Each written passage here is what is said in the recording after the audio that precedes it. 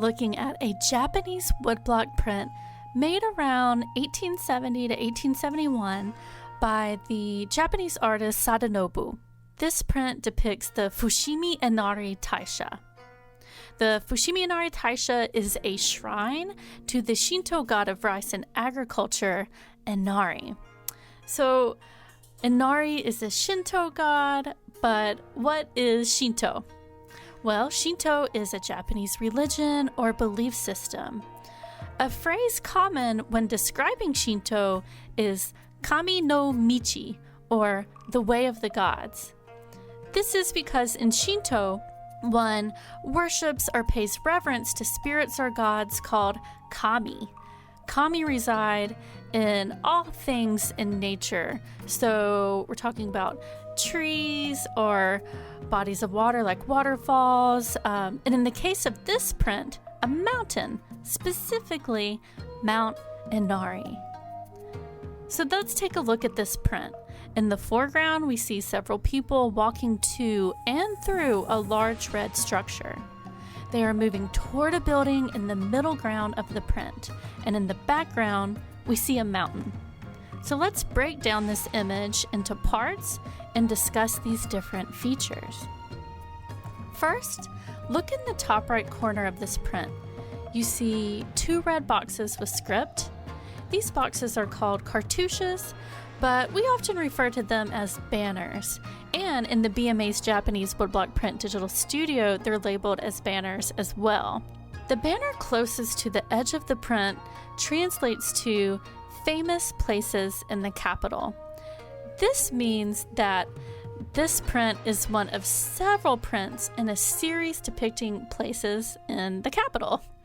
The next banner says Fushimi Inari Taisha, and this indicates that this particular print depicts the shrine dedicated to Inari, located in Kyoto, Japan.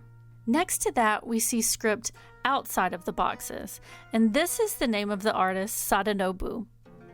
So let's move to the bottom of this print. We see a sidewalk with people.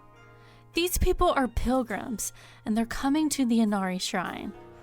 I really like their walking sticks and that many of the pilgrims are looking up in awe at this large red gate. This gate is called a torii. Torii are used to mark the division between a spiritual place, where kami are, and the human world that we reside in. It lets us know we are entering a sacred space. It's said that when you walk through a torii, you are purified so that you're ready to enter the sacred area. Torii can come in different colors, but several are red, like this one. Red is supposed to ward off evil spirits. It symbolizes vitality. It is the color of fire, and fire is considered a cleanser or a purifier. Now, on either side of the torii and down the path, we see 2 rows of stone lanterns. And these lanterns would be used to light that path so you could find your way to the main shrine. Also, you'll see outside of the lanterns on the very edge of this print are buildings all the way down the path. And you may notice on those buildings a symbol that looks like a circle with flames. And this is a wish-granting jewel, often associated with Inari, but it can or is associated with Buddhism as well. You'll also possibly see foxes, not so much in this print, but at the shrine you'll see foxes with the wish-granting jewel, and foxes are associated with Inari as well. They're messengers. So as our eyes move down the path, we see a large red structure kind of situated in between the torii gate. And we're actually looking at 2 buildings, one placed in front of the other. The first building that we can see fully is a 2-story large gate called a romon. And behind this large structure is the main shrine called a honden. These 2 structures draw our eyes to the background of this print, to a large mountain, Mount Inari. In this image, the mountain is lush and green, and today you can hike many trails on Mount Inari. The trails are covered and lined with thousands of torii gates donated by people. It's really magical to see. The rows of torii gates are known as senbon torii, and the custom of people donating torii gates began in the Edo period, so around 1603 to 1868. And people donate the gates for wishes to come true or simply to have good fortune. And the practice of donating torii still continues today. So now that we know what's going on in this print, let's talk about some of the typical stylistic choices of this print. Landscapes are one of the three main genres of ukiyo-e, pictures of the floating world, which is a type of woodblock print.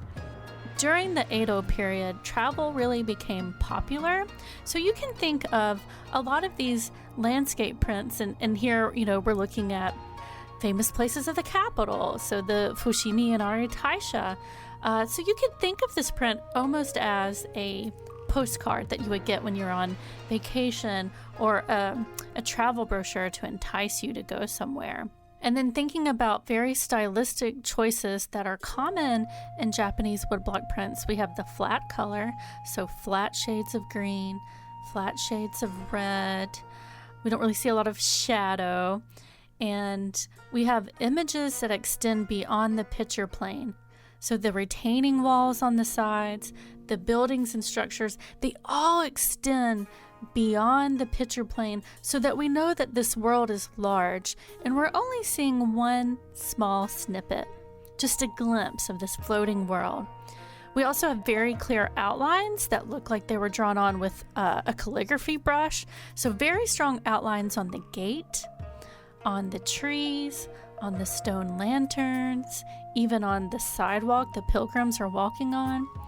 And also, speaking of that, another typical woodblock style is aerial perspective, so a perspective coming from above. And this print is interesting because, in actuality, you would have to be very low to the ground to see the Romon, that two-story gate, and the main shrine, the Honden, through the torii.